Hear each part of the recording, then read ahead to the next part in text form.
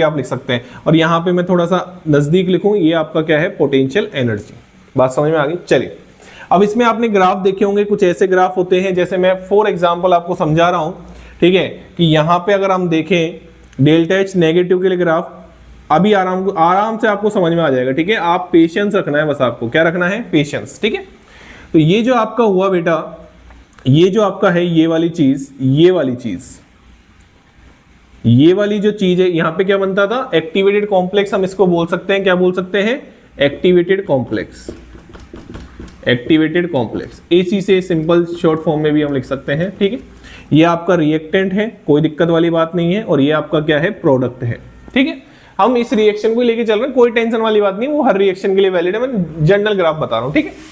ये जो आपका है वो ईए फॉरवर्ड बोला जाता है, ठीक है। इसको मैं थोड़ा सा इधर लिख दूं, जिससे क्या है कि यहां पे लिख देता हूं मैं, ये जो मैंने बनाया है वो क्या है, ईए फॉरवर्ड, क्या है ये, ईए फॉरवर्ड, ठीक, दिख जाएगा आपको। चलिए यहां पे ये जो आपको मैं बनाने जा रहा हूं, ये चीज, ये वाली चीज आराम से देखना, बिल्कुल आराम से देखनी है आपको, चीजें बिल्कुल आराम से देखनी है, ठीक है। ये बिल्कुल सीधी लाइन जा रही है, कोई टेंशन वाली बात नहीं है सर। ये लो, ये लो, बहुत ही सुंदर ग्राफ बना रहे हो सर आप, कोई टेंशन वाली बात नहीं। ये आपका क्या हो गया, ईए बैकवर्ड हो गया, ठीक। अब ये ईए फॉरवर्ड और ईए बैकवर्ड क्या होता है वो भी मैं आपको समझा देता हूं। ये जो एक्टिवेशन एनर्जी बोलते हैं उसके डिटेल में मैं नहीं जाऊंगा इस क्वेश्चन में, ठीक है, नहीं तो पूरी वीडियो बहुत लंबी बन जाएगी। इसको बोलते हैं activation energy for forward direction, इसको बोलते हैं activation energy for backward direction, क्योंकि this is a reversible reaction, right. तो फॉरवर्ड डायरेक्शन के लिए एक्टिवेशन एनर्जी इससे डिनोट करते हैं, बैकवर्ड डायरेक्शन जब रिएक्शन ऐसे जा रही हो तो इसके लिए एक्टिवेशन एनर्जी को किससे डिनोट करते हैं, ईए बी से। कोई टेंशन वाली बात नहीं है। चलिए नोटेशन हमको समझ में आ गया, अब आप आराम से देख सकते हैं। ये देखिए, ये जो गैप बोला जाता है ना, ये वाला, इसको बोला जाता है डेल्टा एच या डेल्टा ई। कोई टेंशन वाली बात नहीं है, आराम से देखिए। इसको डेल्टा एच या क्या बोला जाता है, डेल्टा ई।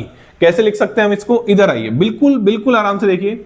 इसको हम लिख सकते हैं डेल्टा एच बोलिए या डेल्टा ई बोलिए, इसको हम लिख सकते हैं ईए फॉरवर्ड, ईए फॉरवर्ड माइनस ईए बैकवर्ड। कोई टेंशन वाली बात नहीं, ठीक।